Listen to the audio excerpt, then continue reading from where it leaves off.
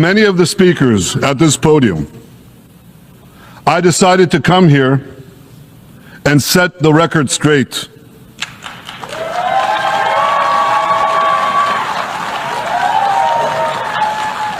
I decided to come here to speak for my people, to speak for my country, to speak for the truth. And here's the truth. Israel seeks peace. Israel yearns for peace. Israel has made peace and will make peace again.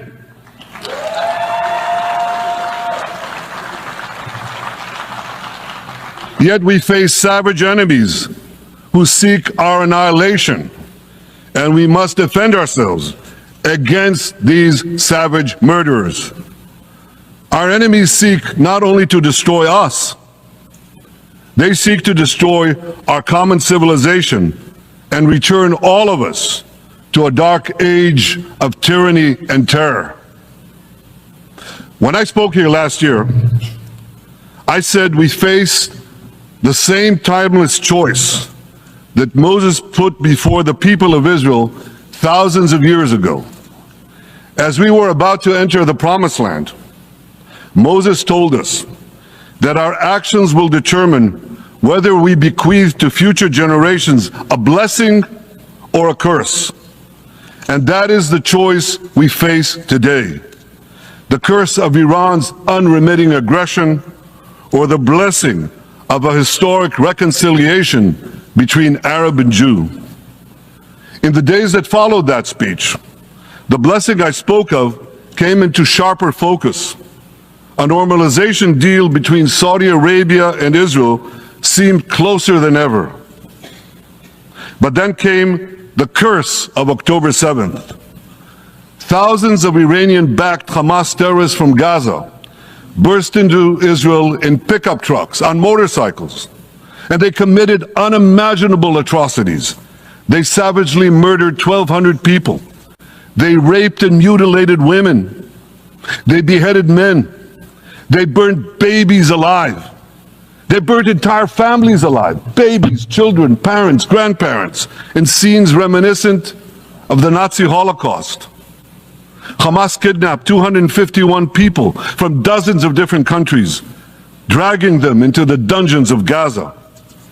Israel has brought home 154 of these hostages, including 117 who returned alive. I want to assure you, we will not rest until the remaining hostages are brought home too. And some of their family members are here with us today. I ask you to stand up.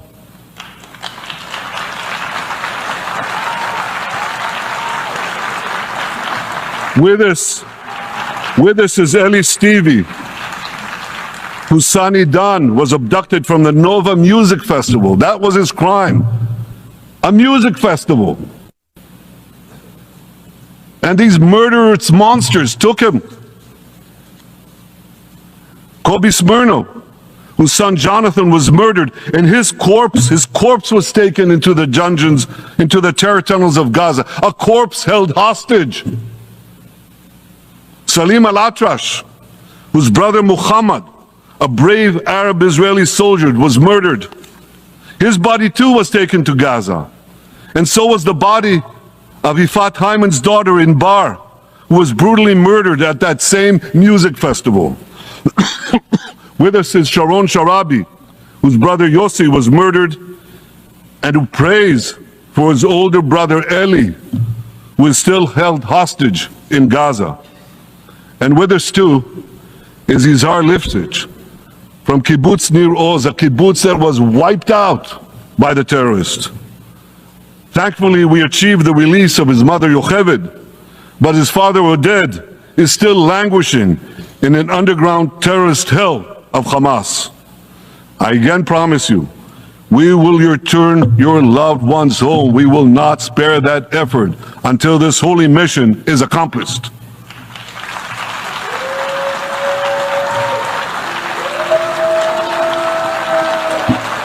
Ladies and gentlemen, the curse of October 7th began when Hamas invaded Israel from Gaza. But it didn't end there. Israel was soon forced to defend itself on 6 more war fronts organized by Iran. On October 8th, Hezbollah attacked us from Lebanon. Since then, they fired over 8,000 rockets at our towns and cities, at our civilians, at our children. 2 weeks later, the Iran-backed Houthis in Yemen launched drones and missiles at Israel, the first of 250 such attacks, including one yesterday aimed at Tel Aviv. Iran's Shiite militias in Syria and Iraq have targeted Israel dozens of times over the past year as well. Fueled by Iran, Palestinian terrorists in Judea and Samaria perpetrated scores of attacks there and throughout Israel. And last April, for the first time ever, Iran directly attacked Israel from its own territory, firing 300 drones, cruise missiles, and ballistic missiles at us. I have a message for the tyrants of Tehran. If you strike us, we will strike you. There is no place.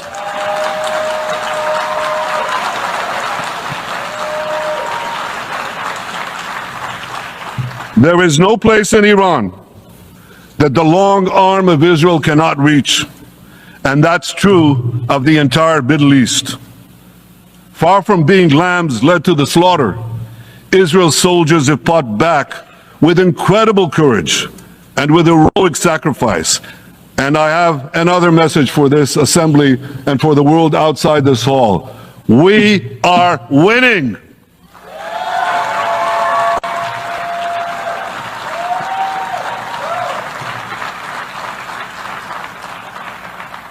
Ladies and gentlemen, as Israel defends itself against Iran in the seven-front war, the line separating the blessing and the curse could not be more clear. This is the map I presented here last year. It's a map of a blessing. It shows Israel and its Arab partners forming a land bridge connecting Asia and Europe, between the Indian Ocean and the Mediterranean Sea.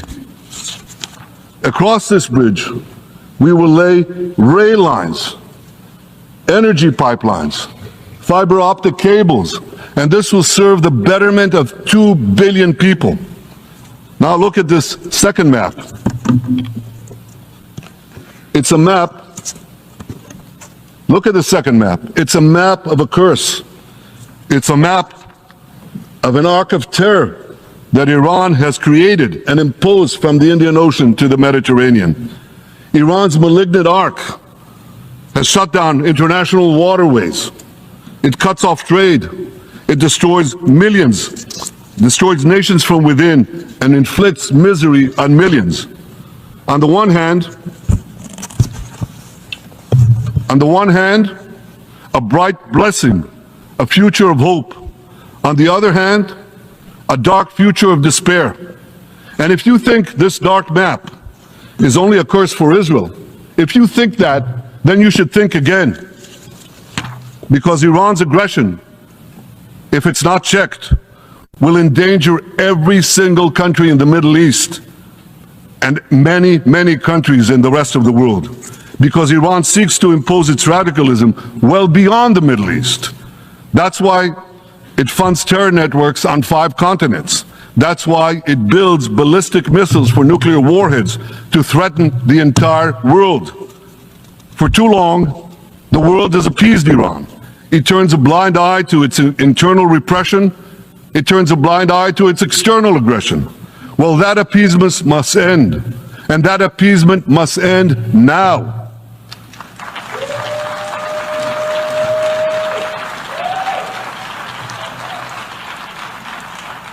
Nations of the world should support the brave people of Iran who want to rid themselves of this evil regime. Responsible governments should not only support Israel in rolling back Iran's aggression, they should join Israel. They should join Israel in stopping Iran's nuclear weapons program. in this body, in the Security Council. We're going to have a deliberation in a few months. And I call on the Security Council to snap back UN Security Council sanctions against Iran, because we must all do everything in our power to ensure that Iran never gets nuclear weapons.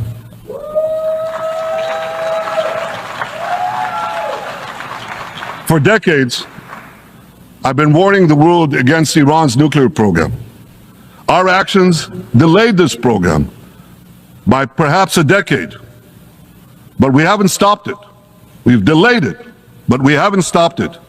Iran now seeks to weaponize its nuclear program for the sake of the peace and security of all your countries.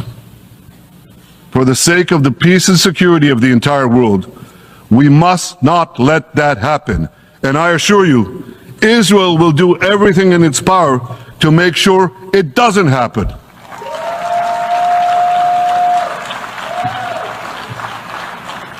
So, ladies and gentlemen, the question before us is simple. Which of these two maps that I showed you will shape our future? Will it be the blessings of peace and prosperity for Israel, our Arab partners, and the rest of the world? Or will it be the curse in which Iran and its proxies spread carnage and chaos everywhere?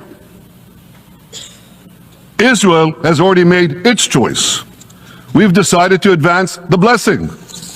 We're building a partnership for peace with our Arab neighbors while fighting the forces of terror that threaten that peace. For nearly a year, the brave men and women of the IDF have been systematically crushing Hamas's terror army that once ruled Gaza. On October 7th, the day of that invasion into Israel, that terror army numbered nearly 40,000 terrorists. It was armed with more than 15,000 rockets. It had 350 miles of terror tunnels, an underground network bigger than the New York subway system, which they used to wreak havoc above and below ground. A year later, the IDF has killed or captured more than half of these terrorists, destroyed over 90% of their rocket arsenal, and eliminated the key segments of their terror tunnel network. In major military operations,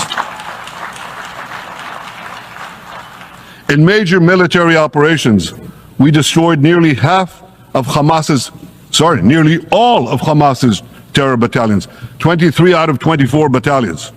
Now, to complete our victory, we are focused on mopping up Hamas's remaining fighting capabilities.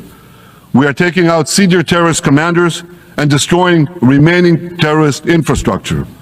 But all the while, and I'll say this one more time, we remain focused on our sacred mission, bringing our hostages home, and we will not stop until that mission is complete. Now, ladies and gentlemen, even with Hamas's greatly diminished military capability, the terrorists still exercise some governing power in Gaza by stealing the food that we enable aid agencies to bring into Gaza. Hamas steals the food, and then they hike the prices. They feed their bellies, and then they fill their coffers with money that they extort from their own people. They sell the stolen food at exorbitant prices, and that's how they stay in power. Well, this too has to end, and we're working to bring it to an end.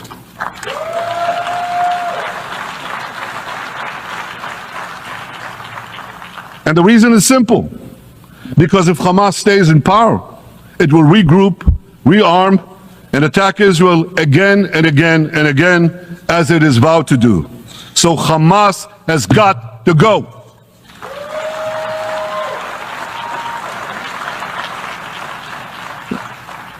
Just imagine, for those who say, well, Hamas has to stay, it has to be part of a post-war Gaza, imagine in a post-war situation in World War II, imagine allowing the defeated Nazis in 1945 to rebuild Germany. It's inconceivable, it's ridiculous. It didn't happen then, it's not going to happen now.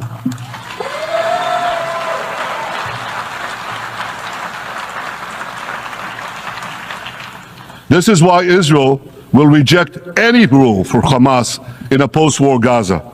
We don't seek to resettle Gaza. What we seek is a demilitarized and de-radicalized Gaza. Only then can we ensure that this round of fighting will be the last round of fighting. We are ready to work with regional and other partners to support a local civilian administration in Gaza committed to peaceful coexistence. As for the hostages, I have a message for the Hamas captors. Let them go. Let them go. All of them. Those alive today must be returned alive, and the remains of those whom you brutally killed must be returned to their families. Those families here with us today, and others in Israel, deserve to have a resting place for their loved ones, a place where they can grieve and remember them. This war, ladies and gentlemen, this war can come to an end now. All that has to happen is for Hamas to surrender, lay down its arms, and release all the hostages. But if they don't, we will fight until we achieve victory, total victory. There is no substitute for it.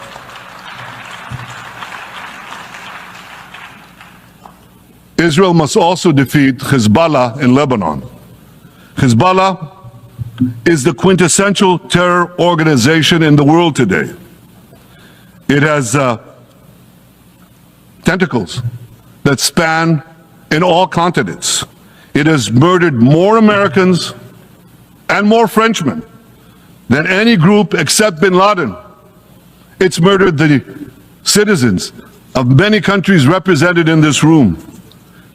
And it has attacked Israel viciously over the last 20 years. In the last year, completely unprovoked. A day after the Hamas massacre on October 7th, Hezbollah began attacks against Israel, which forced more than 60,000 Israelis on our northern border to leave their homes, becoming refugees in their own land. Hezbollah turned vibrant towns in the north of Israel into ghost towns. So I want you to think about this in equivalent American terms. Just imagine if terrorists turned El Paso and San Diego into ghost towns. Then ask yourself, how long would the American government tolerate that? A day? A week? A month? I doubt they tolerate it even for a single day. Yet Israel has been tolerating this intolerable situation for nearly a year. Well, I've come here today to say enough is enough.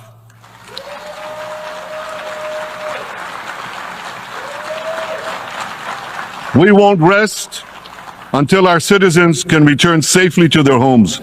We will not accept a terror army perched on our northern border, able to perpetrate another October 7th style massacre. For 18 years, Hezbollah brazenly refused to implement UN Security Council Resolution 1701, which requires it to move its forces away from our borders. Instead, Hezbollah moved right up to our border. They secretly dug terror tunnels to infiltrate our communities and indiscriminately fired thousands of rockets into our towns and villages. They fire these rockets and missiles not from military sites. Not from that. They do that too. But they fire those rockets and missiles after they place them in schools, in hospitals, in apartment buildings, and in the private homes of the citizens of Lebanon. They endanger their own people. They put a missile in every kitchen, a rocket in every garage. I said to the people of Lebanon this week, get out of the death trap that Hezbollah has put you in. Don't let Nasrallah drag Lebanon into the abyss. We're not at war with you. We're at war with Hezbollah, which has hijacked your country and threatens to destroy ours. As long as Hezbollah chooses the path of war, Israel has no choice, and Israel has every right to remove this threat and return our citizens to their homes safely. And that's exactly what we're doing.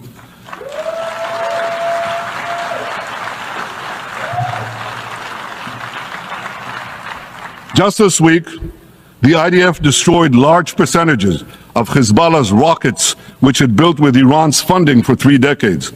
We took out senior military commanders who not only shed Israeli blood, but American and French blood as well. And then we took out their replacements, and then the replacements of their replacements. And we'll continue degrading Hezbollah until all our objectives are met.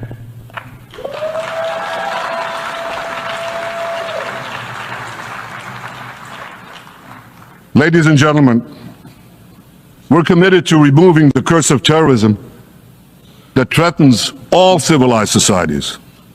But to truly realize the blessing of a new Middle East, we must continue the path we paved with the Abraham Accords 4 years ago. Above all, this means achieving a historic peace agreement between Israel and Saudi Arabia.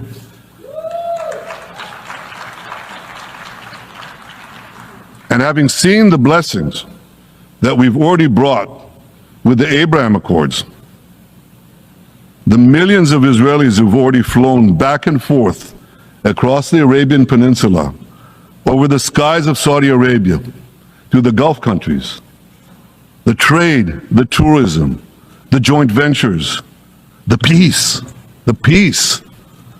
I'd say to you, what blessings such a peace with Saudi Arabia would bring. It would be a boon to the security and economy of our 2 countries. It would boost trade and tourism across the region. It would help transform the Middle East into a global juggernaut. Our 2 countries could cooperate on energy, water, agriculture, artificial intelligence, and many, many other fields.